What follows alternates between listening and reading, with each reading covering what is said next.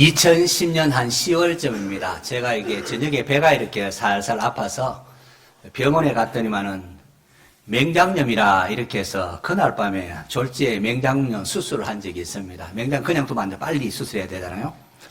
요즘은 이 맹장염이 수술만 하면 되기에 별로 큰 병으로 여기지를 않습니다. 그래도 맹장염으로 이렇게 병원에 떡 누워서 주위를 이렇게 둘러보니까 죽음이 항상 우리 앞에 어르렁거리고 있다는 사실을 보았습니다. 병상에 누워 있으면서 죽음을 이기도록 예수 그리스도를 보내주신 하나님의 은혜가 얼마나 고마운지, 아버지 죽음을 이길 수 있는 예수 그리스도를 보내주셔서 참 하나님의 크신 사랑에 너무 감사드려요. 그렇게 기도한 적이 있습니다. 성도 여러분, 우리가 죽음을 이기는 이 놀라운 구원의 은혜를 받았음에도 물질이나 육신적 욕망으로 인하여 하나님을 불평하고 원망하고 있지는 않습니까? 팥죽 한 그릇에 장자의 명분을 팔았던 망령된 에서의 모습이 다른 사람 이야기만은 아닙니다. 구원의 은총을 우리가 가볍게 여기고 있지 않는가 하는 겁니다. 히브리서 기자는 우리가 이같이 큰 구원을 덩하니 여기면 어찌 그 보응을 피하리요라고 했습니다. 하나님께서 우리를 구원하기 위하여 독생자 예수 그리스도를 이 땅에 보내셨고 십자가에서 우리의 죄를 대신하여 피 흘려 죽게 하셨습니다.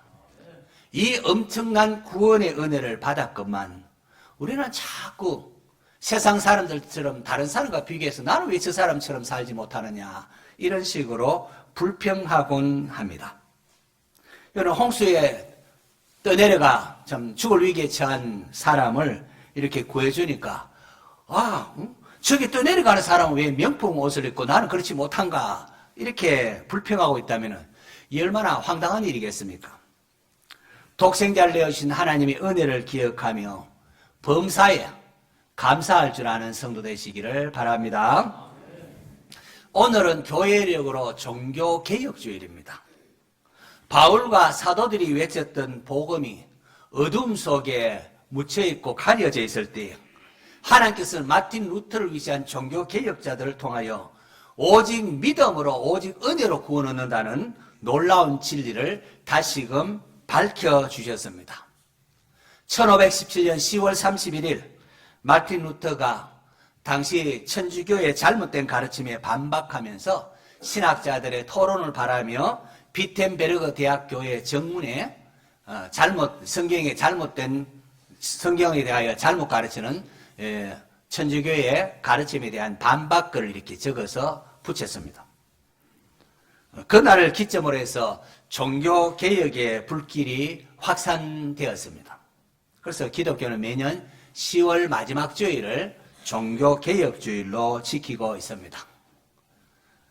교회다운 교회를 꿈꾸는 저로서는 매년 종교개혁주일이 특별한 의미로 다가옵니다. 과연 어떤 것이 교회다운 교회일까? 우리 원주중앙교회는 정말로 올바른 방향으로 나아가고 있는가? 나는 무엇을 해야 하는가? 저와 함께 이 시간 말씀을 통하여 점검하는 시간 되시기를 바랍니다. 하나님이 어떠한 분이신가? 하나님이 어떠한 분인가? 신관이 잘못되면은 우리 신앙생활은 엉터리일 수밖에 없습니다. 마틴 루터는 젊은 날 문학 석사학위를 취득한 후에 아버지의 요청에 따라서 법학을 공부하기 시작했습니다.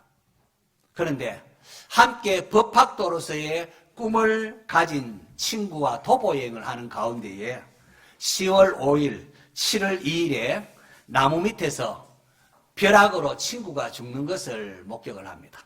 우르르 쾅쾅 천둥 소리가 나고 여기저기 벼락이 마구 떨어지자 막 두려워하는데 벼락에 맞아서 친구가 죽는 장면을 보면서 두려워서 하나님 살리만 주시면은 일평생 사제가 되어 하나님을 섬기겠습니다. 그렇게 서원하며 기도를 했습니다. 이후에 루터는 법학도의 꿈을 버리고 어거스틴 수도원에 가서 사제의 길을 걷습니다. 그는 수도 생활을 누구보다도 열심히 했음에도 죄 문제로 인하여 늘 범민을 했습니다. 루터에게 있어서 하나님의 의는 죄된 자를 징벌하시는 하나님의 형벌로만 여겨졌습니다. 하나님의 일하는 것은 그저 죄 지은 사람을 벌 내리는 하나님의 형벌로만 여겨졌습니다. 그래서 루터는 이 하나님의 형벌이 무서워서 하루도 수십 번씩 사제를 찾아가서 신부님 제가 또 이런 죄를 지었습니다 하면서 고해성사를 했습니다. 루터가 너무 자주 찾아오니까 담당 신부가 야 루터야 좀 죄를 좀 모아서 그걸 한꺼번에 가져오려무나 그렇게 말할 정도로 였습니다. 루터는 엄격한 규율에 따라서 수도생활을 하면서 1507년에 사제가 되었고 신학교육을 받아 수도회와 대학교에서도 인정을 받습니다. 1511년 비텐베르그 대학으로 이렇게 옮겨왔고 1512년 신학 박사학위를 받고 1513년 성서학 교수가 되어서 이렇게 시편, 로마서, 갈라디아서, 히브리서 이런 것을 주석하면서 대학교에서 강의를 합니다. 그때의 나이가 30세입니다. 1510년 말과 1511년 루터가 이제 로마로 이렇게 방문할 교황청에는 로마를 방문할 기회를 가집니다. 그런데 바로 그곳에 가서 로마는 교황청의 사치와 또 잘못된 그 부정부패 이런 로마 교황청의 타락상을 목격을 하고 많이 실망을 합니다. 또 로마에는 라테란 성당이 있는데 그 성당 바로 앞에 28개의 계단이 있습니다. 콘스탄틴 황제의 어머니가 자기 아들 황제에게 부탁해서 예수님께서 빌라도에게 심은 받으러 올라갈 때 올라갔던 예루살렘에 있는 그 계단을 28개를 가지고 아주 로마로 이렇게 옮겨 놓은 것입니다. 로마를 찾는 사람은 이 계단을 무릎으로 기어 올라가면서 기도하면서 자기에게 죄가 용서함 받는다 그런 생각을 했습니다. 루터도 당시 전통에 따라서 이 계단을 무릎으로 이렇게 기어 올라갔습니다. 하지만 다리에 피멍만 들 뿐 구원의 확신도 영혼의 만족도 누리지를 못했습니다. 여전히 하나님의 그 의를 생각할 때마다 두려워했고 그렇습니다. 그러던 중 루터는 로마서 1장 17절 말씀 복음에는 하나님의 의가 나타나서 믿음으로 믿음에 이르게 하나니 기록된 바 오직 의인은 믿음으로 말미암아 살리라 함과 같으니라는 불같은 말씀을 이렇게 떠올랐습니다. 루터는 로마로 돌아서 인간이 하나님 앞에 어떻게 의롭다함을 받는가 연구하는 가운데 율법의 행위가 아니라 오직 믿음으로 구원받는다는 것을 발견하게 됩니다. 이것을 역사학자는 탑의 사건이라 이렇게 한대요. 루터가 성서를 연구한 곳이 비텐베르그 대학의 탑에 있었기 때문에 그 탑에서 성경을 연구하는 가운데 이신칭의의 진리를 깨달았기 때문에 이걸 탑의 사건이라고 합니다. 비로소 루터는 그리스도 예수 안에 있는 자유를 누리게 됩니다. 하나님에 대하여 잘못 알았을 때는 두려워서 벌벌 떨기만 하고 그렇게 했는데 하나님의 의가 오직 믿음으로 의롭다함을 받는다는 이 하나님의 의를 발견하게 되자 그가 그만 감격하게 되고 하나님 앞에 찬송하면서 구원의 확신을 가지게 됩니다. 오늘 읽은 본문 보시면요. 율법의 행위로는 하나님 앞에 의롭다 하심을 얻을 육체가 없다 했습니다. 우리가 아무리 선한 삶을 산다고 노력한다 할지라도 그것 가지고 하나님 앞에서 의롭다함을 얻을 사람은 없다는 겁니다. 하나님께서 우리에게 율법을 주신 것은 이것을 통하여 내가 죄인이구나 우리의 죄를 깨닫도록 하기 위하여 주셨다는 겁니다. 그래 인간이 자기 힘으로 구원받을 수 없기 때문에 하나님께서 또 다른 의인 하나님의 의를 나타내셨는데 그것이 바로 복음 안에 있다는 복음. 하나님께서 그의 독생자 예수 그리스도를 이 땅에 보내셔서 십자가에 피 흘려 죽게 하심으로 우리의 죄값을 대신 담당하게 하시고 그 예수님을 믿는 자에게는 그 믿음을 보시고 의롭다 해주시는 것이 하나님의 의라는 겁니다. 바로 이것이 성경이 말하는 하나님의 의고 바로 이것이 바울과 사도들이 목숨을 버리면서까지 전한 복음이었습니다. 성경의 가르침이 있습니다. 고린도전서 15장에 보면은 바울이 내가 너에게 복음을 알게 하노니 이는 성경대로 그리스도께서 우리 죄를 위하여 죽으셨다가 장사 지낸 바 되었다가 성경대로 사흘 만에 다시 살아나사 하면서 나나 사도들이 이 복음을 전파했고, 너희들이 이것을 헛되이 믿지 아니하면은 이로 말미암아 구원을 얻으리라 하면서 복음을 우리에게 가르치고 있습니다. 이 이신청이 믿음으로 의롭다함을 받는다는 이것을 깨닫게 되자 루터는 감격의 눈물을 흘립니다. 그리고는 그간에 얽어매고 있는 모든 무거운 짐이 사라지고 하나님 앞에 감사하며 구원의 확신을 가지게 된 것입니다. 이전에 있어서 루터에게 있어서 하나님의 의는 그저 죄인들에게 내리지는 형벌로만 생각을 했습니다. 그것이 너무나 두렵고 끔찍하고 싫었는데 성경이 말하는 이 하나님의 의, 복음에 나타난 하나님의 의가 무엇인지 깨닫게 되자 그부터 루터에게는 하나님의 의가 가장 달콤한, 내가 붙잡는 것은 하나님의 의입니다. 예수 믿는 자를 의롭다 하시니 하나님의 의입니다 하면서 가장 달콤한 언어가 되었다고 합니다. 죽어마땅한 죄인을 믿음으로 의롭다 해주시는 하나님의 의, 바울과 사도들이 그토록 외쳤던 복음, 성경이 말하는 이신칭의의 교리가 그렇게 우리에게 재발견되어 드러나서 우리에게 다시금 전해지게 되는 것입니다. 이전에는 로마 천주교의 가르침에 따라서 선행으로 또 고행을 함으로 구원받으려고 하거나 천사나 죽은 자를 숭배하고 성자의 유품이라도 이렇게 가져와서 지니면은 병이 낫는다는 등 온갖 미신적인 행위에 사로잡혀 있었습니다. 특히 루터 당시에는 성 베드로 성당을 짓는다는 명목으로 면죄부를 팔아서 죄를 씻어준다는 그런 표를 팔아가지고 건축비를 충당하려고 했습니다. 교황이 사제권을 가지고 돈을 받고 이렇게 면죄부를 사면은 그 돈을 받고 죄를 용서해주겠다 이렇게 한 것이죠. 이것은 성경의 가르침에 위배됩니다. 이 사실을 아는 루터는 교회의 개혁을 부르짖으면서 잘못된 95개의 반박문을 비텐베르그 대학교 성당 입구에 딱 붙였습니다. 이것이 자국어로 번역되고 당시 구텐베르그의 인쇄술이 나오기 때문에 인쇄술의 발달로 사람들이 전해지니까 큰 파문이 일면서 종교개혁의 발판이 됩니다. 이 루터로 인하여 면죄부 판매가 줄어드니까 교황청에서는 루터를 이단으로 정죄하고 그를 죽이려고 했습니다. 1521년 보름스 회의가 소집되고 루터는 그곳에 불려가서 자신의 책에서의 주장을 취소하면 살려주겠다는 위협을 받습니다. 하지만 루터는 황제와 의회 앞에서 성경의 가르침을 부인할 수 없어 나는 하나님 말씀에 매여 있습니다. 하나님이여 내가 여기 있습니다. 나를 도우소서 아멘. 그렇게 고백을 합니다. 이로 인하여 루터는 이단자로 파문을 당하고 법의 보호를 받지 못하고 추방이 됩니다. 이건 이제 곧 죽음을 뜻합니다. 그때 하나님께서 프레드리 4세의 제후를 통하여 루터를 납치해서 바르트부르크 성에다가 숨겨줍니다. 사실 살리기 위하여 납치해서 숨겨둡니다. 루터는 그곳에서 신약 성경을 자국어로 이렇게 번역하는 작업을 하였습니다. 오직 성경으로, 오직 믿음으로, 오직 은혜로.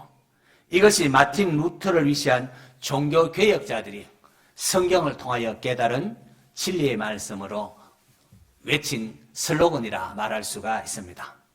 혹자는 행위가 아닌 오직 믿음으로 구원받는다고 하니까 믿음으로 구원받으니까 우리는 아무렇게나 살아도 되겠네. 그렇게 주장하는 분이 있는데 그런 게 아닙니다. 그런 게 아닙니다. 오늘 본문 로마서 3장 31절 그런즉 우리가 믿음으로 말미암아 율법을 파기하느냐? 그럴 수 없느니라. 도리어 율법을 굳게 세우느니라 라고 했습니다. 인간의 행위로는 하나님의 율법을 지킬 수가 없다고 했습니다. 율법으로는 죄를 깨달을 따름입니다. 그렇기에 하나님께서 또 다른 의 하나님을 주셔서 예수 그리스도를 통하여 우리의 죄를 대신하시고 그 예수를 믿는 자에게 의롭다 해주시는 것이 하나님의 의라고 했습니다. 그런데 성도 여러분, 예수님을 믿고 예수님 내 죄를 대신하여 십자가 못 박히시는 믿음으로 죄 용서함을 받는 자들에게는 성령님이 임재하십니다. 믿습니까? 우리 안에 성령님이 있습니다. 그 성령님이 하시는 일이 무엇인가 하면은 우리로 하여금 율법의 요구가 이루어지도록 역사하십니다. 예수 믿고 난 다음부터는 여러분 하나님 그냥 안 두십니다. 우리로 하여금 예수 그리스도의 형상을 본받도록 하기 위하여 계속 연단하고 다듬으십니다. 다듬으십니다. 잘못하면 두드려 패기도 하면서 고치도록 하십니다.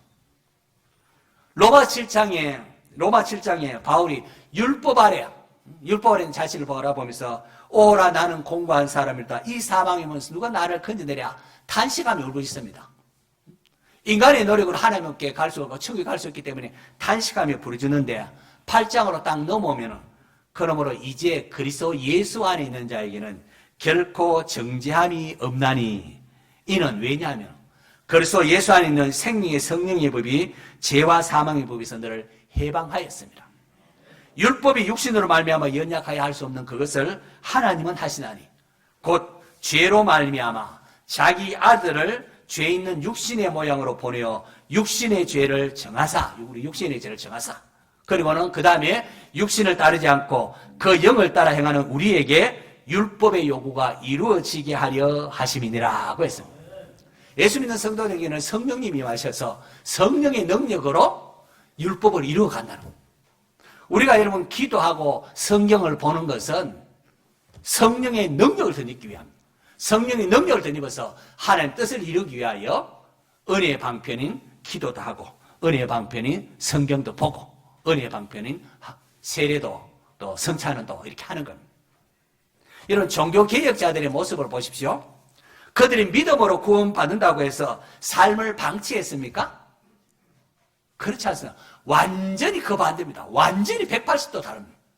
중시의 교회가 행위를 간 중시의 교회가 세상 권리에 편승하여 온갖 부정, 부패, 사치가 만연할 때에 하나님의 말씀에 근거한 삶으로서 종교뿐 아니라 정치, 경제, 사회 모든 영역에서 개혁을 일으킨 게 종교개혁입니다. 종교개혁의 중요한 원리가 하나님 앞에서 코람데오라는 사도행전에서 대제사장들과 종교 지도자들이 공의의 사도들을 붙잡아 왔습니다. 붙잡아서는 예수와 그 이름으로 사람을 가르치지 말라 음금했는데 너희가 계속해서 그 가르침을 하느냐고 그렇게 신문합니다. 그때 베드로와 사도들이 이렇게 대답합니다.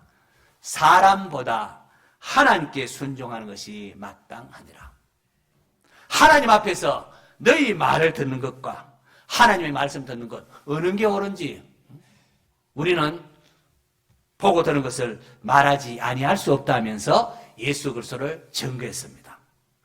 사람보다 하나님께 순종하는 것이 마땅하니라. 종교개혁 원리가 마찬가지입니다.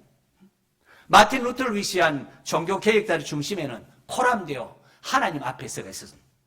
이 기치로 세상의 그 어떤 권력보다도 하나님의 말씀에 순종하겠다는 것이 종교개혁입니다. 그리고 이것은 종교에만 국한하지 않고 삶의 모든 영역이 그러해야 한다고 성경의 가르침이 그렇다고 종교개혁자들이 외칩니다. 스가랴 선지자가 여호와의 날이 되면 어떻게 될 것인지 이렇게 노래합니다. 그날에는 하나님의 나라가 오면 그날에는 말방울에까지 여호와께 성결이라 기록될 것이라. 여호와의 전에 있는 모든 소치 제단 앞 주발과 다름이 없을 것이니 그날에는 말방울에까지 여호와께 성결이라 했거든요. 여호와의 성결, 구약시대의 여호와께 성결한 것은 대제사장이 머리에 관을 쓴데 거기에 금패에 여호와께 성결 이렇게 적혀 있습니다. 그런데 여호와께 성결서는 이것이 말방울 딸랑딸랑한 말방울에까지 기록될 것이라고. 무슨 말입니까? 그리스도로 말미암아 세워지는 하나님 나라는 뭐 성속의 구분 없이 모든 것이 다 거룩하다는 겁니다. 여호와의 전에 여러 가지 성전에 여러 가지 집기가 있습니다. 그 중에 소천, 재물을 고기를 담아 놓는 가장 좀 어떤 면에서는 천한 그릇입니다.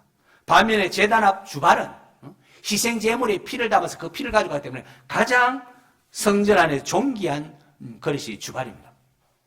그런데 여호와의 전에는 아무렇게 천하게 쓰는 모든 소치나 제단 앞 주발과 구분이 없게 되는 겁니다.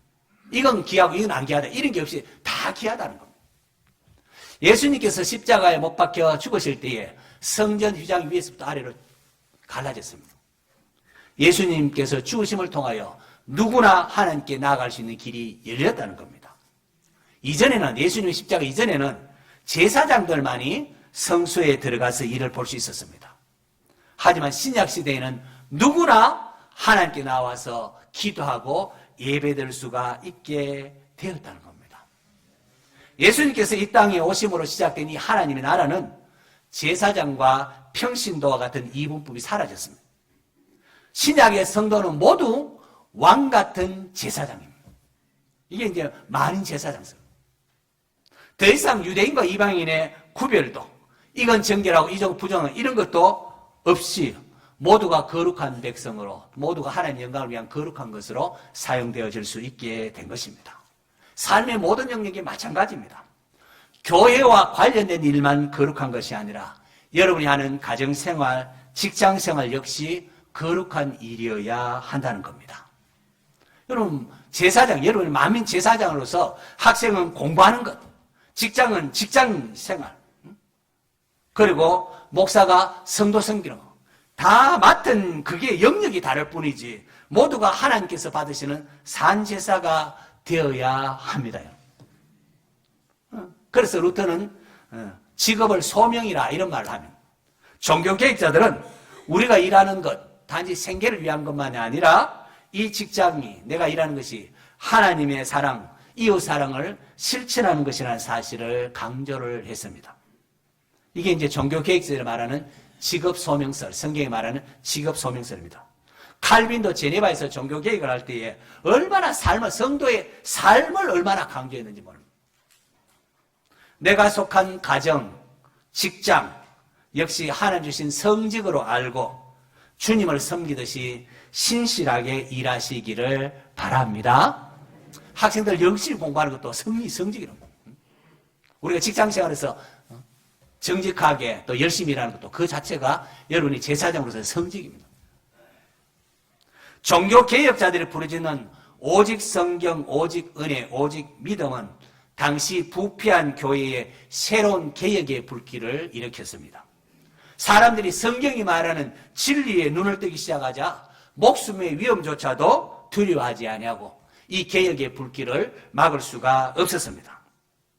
이런 참된 경건의 능력은 하나님이 우리를 어떻게 사랑하셨는가, 어떻게 우리를 구원하셨는가 깨달을 때에 주어집니다. 여러분, 만약에 성당 짓는데 헌금을 하면 죄 용서함 받는다 하면은 거기 무슨 감사가 있고 감격이 있겠습니까? 성경 어디에도 그렇게 가르치지를 않습니다. 오직 성경은 모든 사람이 죄를 범한 죄인이고 우리 힘과 노력으로는 구원받을 육체가 없고, 그래서 하나님께서 은혜로 예수 그리스도를 이 땅에 보내셨고 하나님의 독생자가 우리 죄를 대신 담당함을 통하여 그 사실을 믿음으로 우리가 구원을 받는다고 가르치고 있습니다. 이러한 하나님의 사랑을 깨달을 때에 우리는 감격하게 되고 감사하게 됩니다. 그동안 내 힘으로 할 수 없었던 모든 무거운 짐이 다 풀리게, 주님이 다 하셨으면서 무거운 짐이 풀려나고 자유하게 되고 기뻐하게 됩니다. 그리고 이러한 은혜를 베푸신 하나님의 사랑에 감사해서 우리 자신을 하나님께 자원해서 헌신하게 되는 겁니다. 기독교에서 선행이 위치할 자는 바로 여기입니다. 여기. 우리의 모든 행위는 구원을 얻기 위한 조건이 아니라 날 구원하신 하나님의 은혜에 감사하기 위함입니다. 이게 이스라엘 백성들에게 십계명 준 것도 마찬가지입니다. 나는 너희를 애굽에서 구원해낸 여호와니라 구원해냈기 때문에 이렇게 1계명, 2계명, 3계명 하라고 그렇게 주는 겁니다. 에베소서 2장 8절 9절, 너희는 그 은혜에 의하여 믿음으로 말미암아 구원을 얻으나니 이것은 너희에게서 난 것이 아니요 하나님의 선물이라. 행위에서 난 것이 아니니 이는 누구든지 자랑하지 못하게 하려 함이니라. 에베소서 2장 8절 9절. 여기 어떤 의미에서는 개혁주의 또는 종교개혁의 원리를 담고 있는 구절이기도 합니다. 너희는 그 은혜에 의하여 믿음으로 말미암아 구원을 받았다. 그래 자랑하지 못한다. 이 종교개혁의 원리가 담긴 말씀입니다. 그런데 그 다음 구절인 에베소서 2장 10절에 보면은 우리는 그가 만드신 바라 그리스도 예수 안에서 선한 일을 위하여 지으심을 받은 자니 이 일은 하나님이 전에 예비하사 우리로 그 가운데서 행하게 하려 하심이라. 그렇게 했습니다. 성도는 선한 일을 위하여 지으심을 받은 자라고 했습니다. 이 일을 위하여 하나님의 은혜에 의하여 믿음으로 말미암아 구원을 받은 것입니다. 나는 구원 받으니까 아무렇게 살아도 되겠네? 그렇지 않습니다. 그렇죠? 하나님이 왜 구원하셨다고요? 왜 구원하셨다고요? 그리스도 예수 안에서 선한 일을 위하여 지으심을 받았다고 했습니다. 이 일을 위하여 하나님의 은혜로 믿음으로 말미암아 구원을 받았다고 했습니다. 그러므로 성도는 구원을 받기 위하여 노력하고 애쓰는 것이 아니라 값없이 하나님의 은혜로 믿음으로 구원을 받았기 때문에 그 은혜에 감사해서 선한 일을 하는 겁니다. 바로 이것이 성령을 쫓아 행하는 삶이고 하나님은 이를 위하여 우리를 구원하신 겁니다. 그래서 성경의 모든 서신서 보면은 전반부에는 하나님이 우리를 얼마나 사랑하시며 어떻게 우리를 구원하셨는지 교리적인 부분을 쭉 하다가 후반부로 딱 남아있는 그러므로 너희는 어떻게 살아야 되는가 이렇게 실천적인 부분을 말하고 있는 게 그런 느낌입니다. 마지막으로 종교개혁주의를 맞으면서 조그만 나의 변화가 종교개혁의 출발점이라는 사실을 꼭 말씀드리고 싶습니다. 예수님께서 어찌하여 형제의 눈 속에 있는 티는 보고 네 눈 속에 있는 들보는 깨닫지 못하느냐라고 했습니다. 우리는 남의 허물과 잘못을 비난은 잘합니다. 그러면서 정작 전적으로 타락한 내 안에 있는 들보는 잘 보지를 못합니다. 먼저 우리 자신의 허물과 죄를 깨닫고 뉘우쳐야 합니다. 1907년 평양 대부흥운동이 어떻게 시작되었습니까? 모두가 부흥을 갈망한다고 했지만은 집회가 끝나는 동안 냉랭하기만 하고 아무런 변화가 없었습니다. 그러다가 한 사람 길선주 장로님이 일어서더니만은 나는 죄인입니다 하면서 청중들 앞에 자신의 죄를 고백하고 회개를 합니다. 그러자 성령이 그들 가운데 임재하셔서 놀라운 부흥의 불길이 퍼져나갔습니다. 1517년도에 일어난 종교개혁도 독일에 별로 이름도 그런 권력도 없는 일개 수도사인 마틴 루터가 하나님의 말씀에 사로잡혀 변할 때에 중세의 암울한 교회에 새로운 개혁의 바람이 일어났습니다. 내가 변하는 것이 우선입니다. 내가 변하면은 내가 하나님의 말씀을 받았으니까 내가 변해야 내가 변하지 않는데 뭐 그 하나님의 말씀 무슨 의미가 있습니까? 무슨 능력이 있겠습니까? 내가 하나님 말씀 앞에 변하고 감격하고 헌신할 때 나와 만나는 가정이 변화가 되고 교회가 변화되고 나라가 변화되는 겁니다. 집안에 뭐 누가 문제고 교회에 누가 문제고 나라에 누가 문제다라고 할 것이 아니라 먼저 복음을 받은 내가 하나님 앞에서 바로 서는 개혁의 모습이 있어야 합니다. 그게 종교개혁입니다. 그게 종교개혁입니다. 우리가 오늘의 개혁의 시작입니다. 성도 여러분, 종교개혁주의를 맞이합니다. 오직 성경, 오직 은혜, 오직 믿음을 외쳤던 종교개혁자들의 가르침에 귀를 기울이십시오. 모든 사람이 죄를 범하였으며 하나님 영광 이르지 못하더니 그리스도 예수 안에 있는 속량 갚아주는 것, 값을 갚으려는 속량으로 말미암아 하나님의 은혜로 값 없이 의롭다 하심을 얻은 자 되었습니다. 이 구원의 감격과 기쁨을 누리는 성도가 되시기 바랍니다. 내가 이래서 구원받겠네, 내가 뭐 이랬고, 그게 아닙니다. 내 힘과 내 능력이 아니라 누가 하셨어요? 주님이 하셔. 하나님께서 자기 독생자를 통하여 우리를 그냥 구원해 주시다니까. 얼마나 감사합니까? 기쁩니까? 이 감격과 기쁨을 누리고 이 은혜를 베푸신 하나님 앞에 감사하면서 교회다운 교회를 함께 만들어가고 성도다운 성도로 성숙해 가져야 하는 겁니다. 우리 모두 왕같은 제사장으로 부름받았습니다. 목사만 성직이 아니고, 목사만 성직이 아니고, 여러분의 직장생활, 여러분의 가정생활 다 성직이라는 걸 알아야 돼요. 만민 제사장. 그러므로 우리 모두가 왕같은 제사장인 줄 알고 내게 맡겨진 일에 최선을 다하십시오. 그게 하나님이 하는 겁니다. 내가 변할 때 또한 가정과 이웃이 변화되고 하나님 나라가 확장이 되어 갑니다. 원하기는 오늘 예배 참석하는 모든 성도 여러분, 우리 모두 하나님께서 기뻐하시는 산제사로 영광 돌리는 뜻깊은 종교개혁 주간 되기를 축원합니다.